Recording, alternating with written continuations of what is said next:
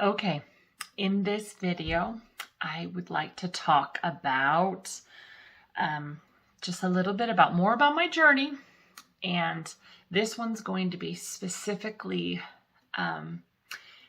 just parts and pieces of my journey from religion to spirituality. And yes, they can be combined. There's so many things to talk about here. Let me just talk about my own journey, because there's so much. There's so much. Okay, so back when I got hairs on me. Back when let's go back a bit. So a few years ago, back when my husband and I were doing this is before I started fasting, before I had done any extended fasting. And I'll be honest, I gotta start being a little more open in this video, because I've tried to not touch it, even though people kind of know. So I used to be LDS, but I've to be a little more open, I've got to say a little more. So I used to be LDS. And that religion, they believe you should fast once a month, which is very beautiful and wonderful. They tell you not to fast over 24 hours. And there's a reason for that. But anyway, I wasn't even fasting for my religion. I'll be honest. I was being lazy. Like most fast Sundays, I just kind of got in the habit of not really fasting a ton. Part of it was because of all my pregnancies and nursing. I was either pregnant or nursing, and I'm like, I can't fast. A lot of people have all their reasons why they can't fast. And if they knew that a longer fast would cure them forever of their issues that are causing that, it would be it would be more important and bigger in their lives. But so anyway, going back, this is before I did my extended fasts. This is back. So my husband and I were fully in our religion. We were attending the temple. We were, scriptures, general conference. I used to listen to general conference. If you're not LDS, that's a thing where, the leaders get up and give all these talks and all these wonderful talks. And, I used to listen to that 3 times after general conference. So I would watch general conference, listen to all these talks, and then I would re-listen to all the talks 3 times through. So when I say I was in my religion, I was really in. I was like, this is the true religion. It's the best thing on planet Earth. Do you know what I mean? And there is truth in it. There is a lot of truth in it. All Christianity has truths about Christ. So anyway, this is back when Jay and I were fully in the religion. But back then we were doing these miracles that I've been telling you about. In my miracle, I talk about all the healing. We were doing all sorts of energy healing, both the emergency, such as the Black Widow bites and things, and the burned face. We were doing emergency things, but we were also doing energy healing, clearing issues for people. There were not only just our family, but other people. There were people that were contacting us that would wanted help with things. And so numerous people would message, even out of the blue, and say, hey, I've got this issue. Can you help me? And so I want to talk just a bit about this, because the LDS religion does not believe, or they don't teach that, they don't teach this type of healing. They teach that men can heal. They have to have someone give them the authority to heal and the power. So they believe you don't already have it. You have to be given, only men can have it, and you have to be given this by an authority. And then the authority goes up, up, up, up. So, and again, the belief is that it all comes down from Jesus Christ. That is the belief in all these Christian religions, actually. where the belief is Jesus is at the top and all of our leaders are listening to Christ. So we follow these leaders. And then you've got your levels of authority, you know?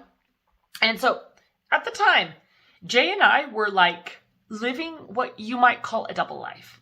So we were going to church, we were reading our scriptures, we were going to the temple. Jay was immersed in getting these family history names because family history is a big thing. I've got a lot of videos I want to tell about all these specific things. Why they're going on, what's going on in spirit realm, what's going on energetically behind these things, and why they want you to do them. So I've got videos I'm going to do about that. But, so at this time, Jay and I were living double life. Really, we were like church, church, church all the way because we believed with all of our hearts that it was the one true church. That's what you're taught. From child growing up, it's the one true church. You're taught that other religions have some truth, but we have it all. That's a core belief in the LDS religion. And so we were over here healing people miraculously. And not just our family. We were healing people in different states. And we worked on people in different countries. Okay, we were...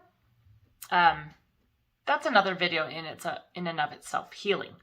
So anyway, going back to, we were clearing the underlying issues causing people's issues. So real quick, I need to insert this. So here's what it kind of looks like. I talked about emergency healing, and everyone has the power to heal.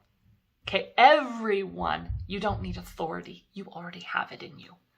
There is no spiritual authority over you. The ones who could have spiritual authority over you don't. They won't even try. If Jesus came to you right here, right now, he wouldn't say he has spiritual authority over you. He would say, you can do what I can do. Okay? Yes, he has a very powerful special role as a savior of mankind. His atonement is real. And I've been shown more of what it is. And I'll do a video on that. It's amazing. It's powerful. It's not what the Christian religions are teaching. There's so much truth that's been lost from this earth because of how everything's been changed. But, so going back to healing. Did I miss something? I have tangents. Lots of tangents. I'm really good at those. So, besides emergency healing, oh yes, clearing issues. Clearing issues underlying something. So say you've got a couch. You've got 2 couches in your living room. On this couch is the person that knows how to clear the issues with body code or whatever.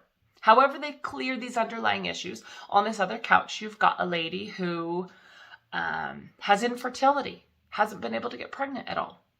So this person on this couch is saying, okay, well, let's see what there is to clear. So they're finding the issues. Maybe they find trapped emotions in her uterus. Maybe they find trauma from maybe her grandma was raped or her mother was raped. So they could find trauma in the womb. They could find maybe that girl maybe she had an accident. This woman had an accident when she was a child and she got rammed down there. She, on her bike or something. There could be so many issues. And so maybe there's a physical misalignment. Maybe there's spiritual misalignment. There's a lot of things that could be causing this woman's infertility. Okay? And so the person on this couch is saying, okay, I found this. We're going to clear it. So let's just make this up as we go. So say they found 30 trapped emotions in her uterus, cleared it.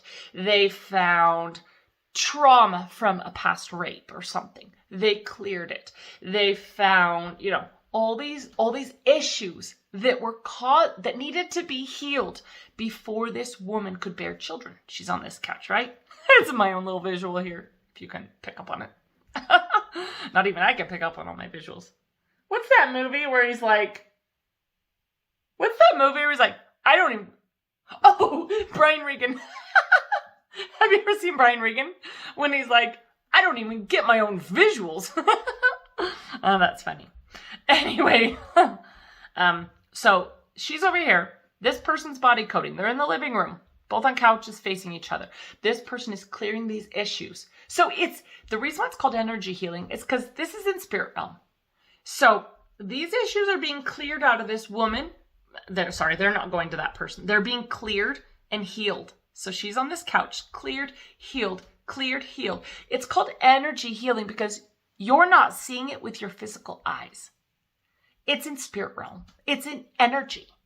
These trapped emotions are a form of energy. You're not seeing it. In the physical world, you get a nail in your arm. The nail gun goes off and you get a nail in your arm. You need to go to the doctor or whatever and get that nail removed. So you are taking out this metal that shouldn't be in your arm, right? That's a physical. And then, of course, the issues you lodged.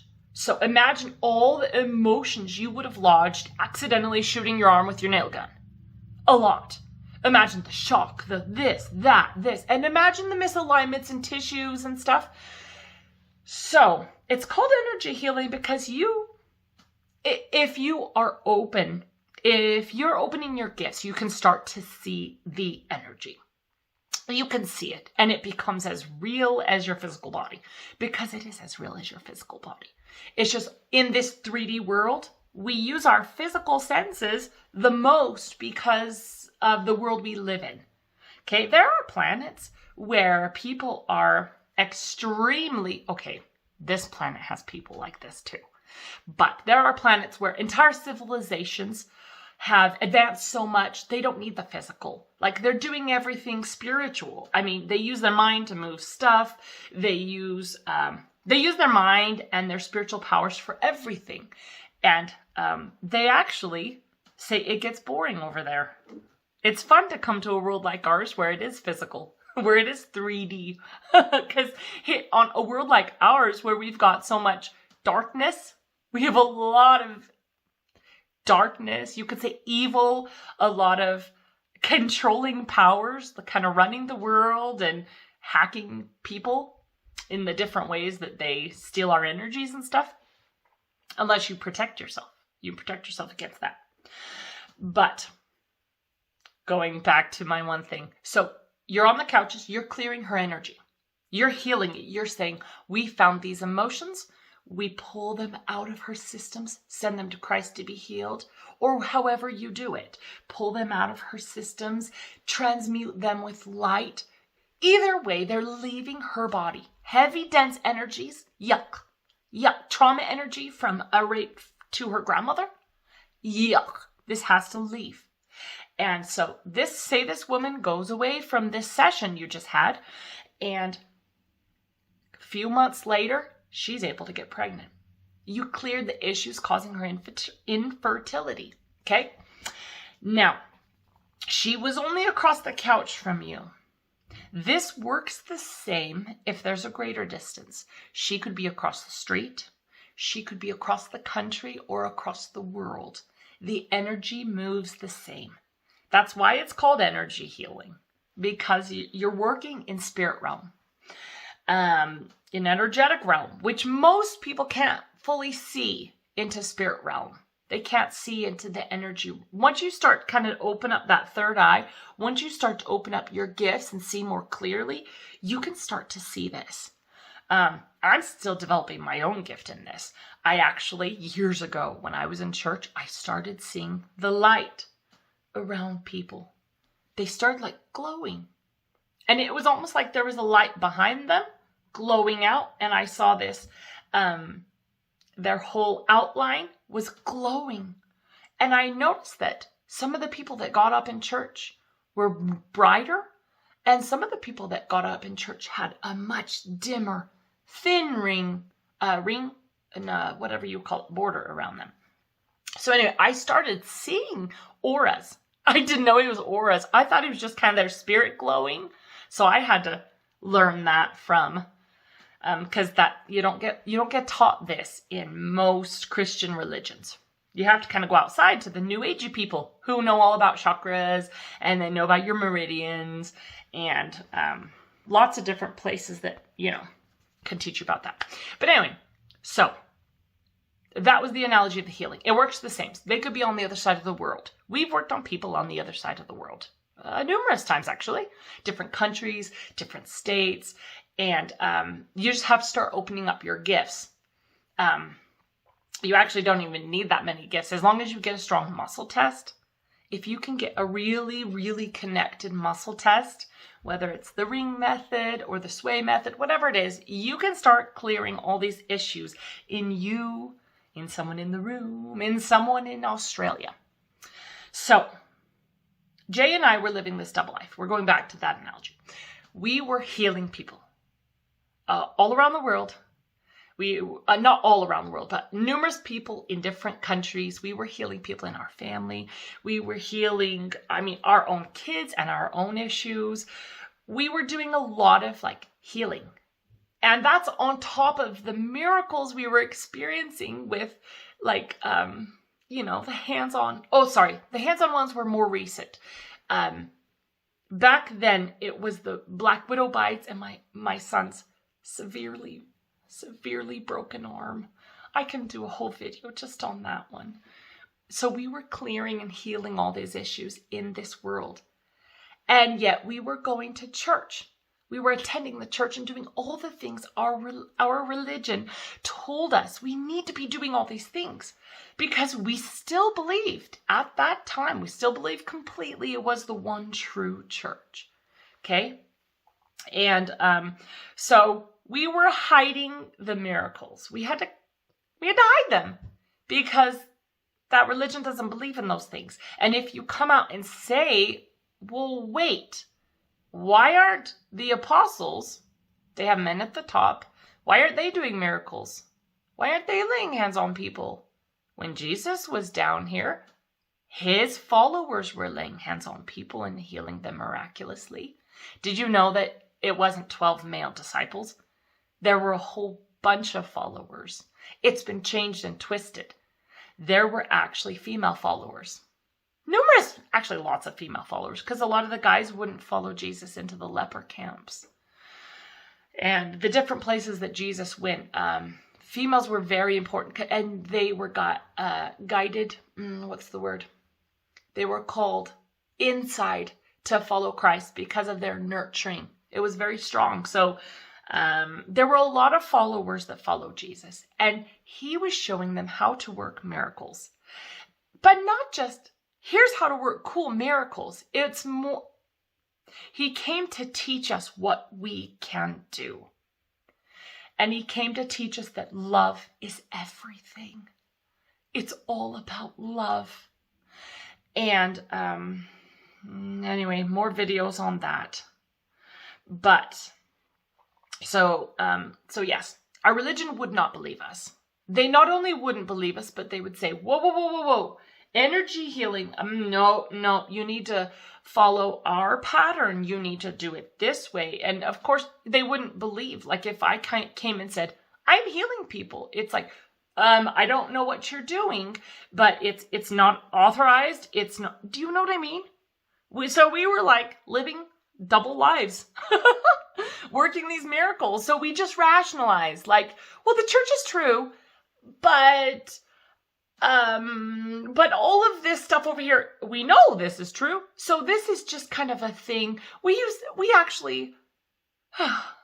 been through so many levels and layers of clearing.